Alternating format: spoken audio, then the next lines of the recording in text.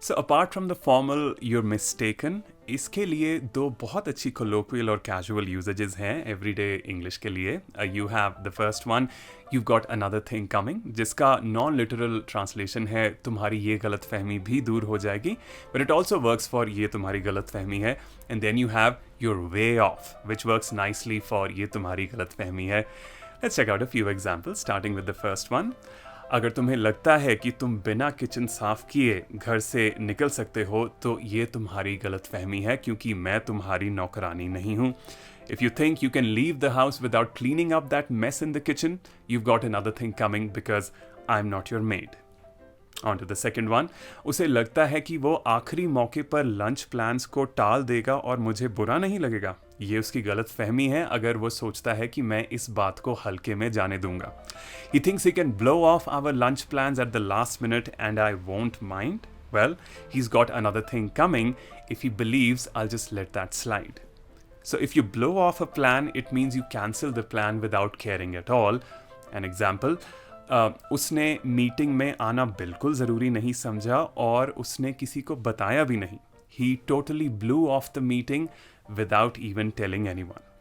Another example, मैंने पढ़ने का सोचा तो था पर फिर मैंने होमवर्क का इरादा बिल्कुल छोड़ दिया और टीवी देखने लग गई. I wanted to study but I ended up blowing off my homework and watching TV instead. And then to let something slide means किसी चीज़ को जाने देना बिना डांटे या बुरा मनाए. Here's an example. वो आज मुझसे बिना बात के उलझ गया पर मैंने जाने दिया क्योंकि उसका बर्थडे है.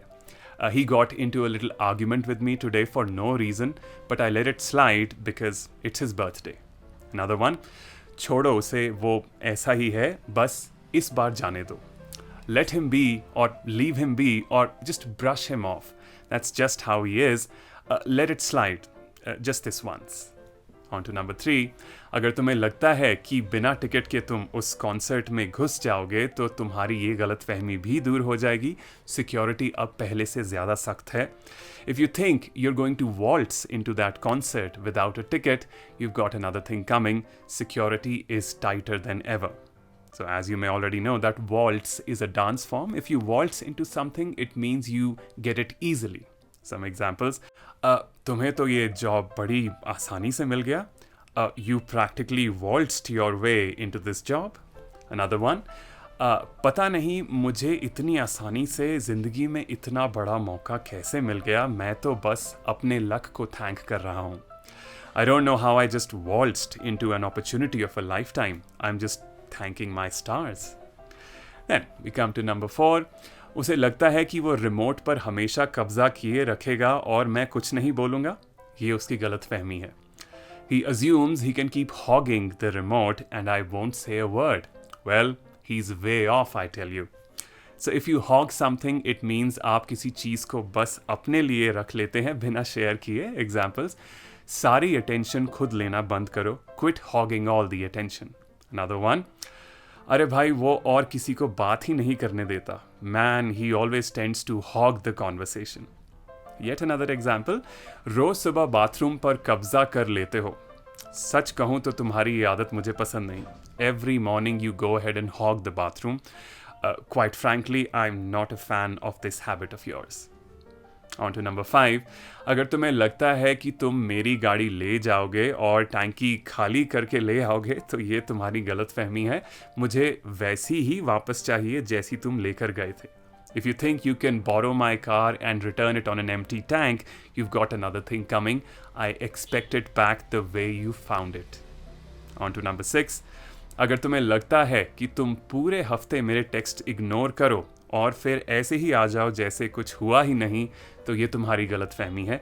If you think you can ignore my texts all week and then show up acting like nothing happened, then you've got another thing coming. On to number 7. अगर तुम्हें लगता है कि तुम सारा सेमेस्टर आलस फैलाकर फाइनल्स में छा जाओगे तो तुम्हारी ये गलतफहमी भी दूर हो जाएगी.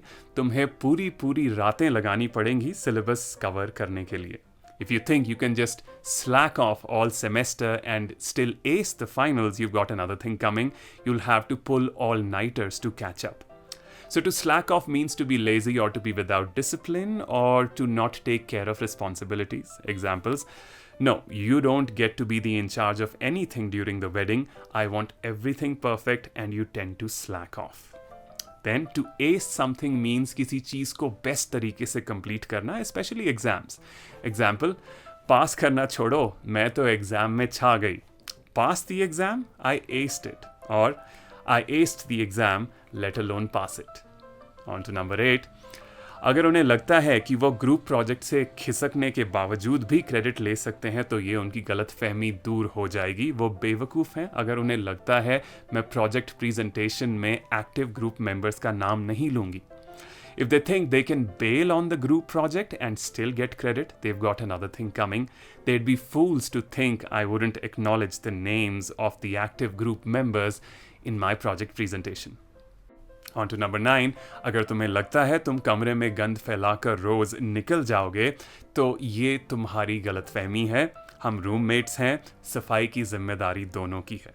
If you think you can junk up the room every day and get away with it, you're way off. We're roommates and we both have to pitch in for the cleaning. So, pitch in is a nice phrasal verb that is used when people contribute money or effort. किसी चीज़ को मिल बांट कर करना या फिर खर्चा share करना. Example, जब हम टीनेजर्स थे तो हमारी पॉकेट मनी बहुत कम होती थी, तो जब भी हम रेस्टोरेंट्स जाते थे हम सब पैसे डालते थे या फिर हम बिल को स्प्लिट किया करते थे. As teenagers, we had small pocket money, so whenever we went to restaurants, we would pitch in. Another one, हमारे एरिया को साफ करने के लिए सब ने मदद करी. Everyone pitched in to clean the neighborhood. And then finally on to number 10. उसे लगता है कि मैं उसकी शिफ्ट्स हमेशा कवर करूँगा जब भी वो कहेगी. ये उसकी गलतफहमी है क्योंकि आज नहीं तो कल मैं उसे ठीक से सुनाने वाला हूँ. She assumes I'll keep covering her shifts whenever she asks. She's way off, you know. One of these days, I'm going to give her a piece of my mind. So finally, to give someone a piece of your mind means to express your anger. मन में जो भी गुस्सा भरा है और जो भी दिमाग में चला है, उसे दूसरे पर्सन को खुलकर सुना देना. Here's an example. मैं उससे तंग आ चुका हूँ. आज नहीं तो कल मैं उसे अच्छे से सुनाने वाला हूँ.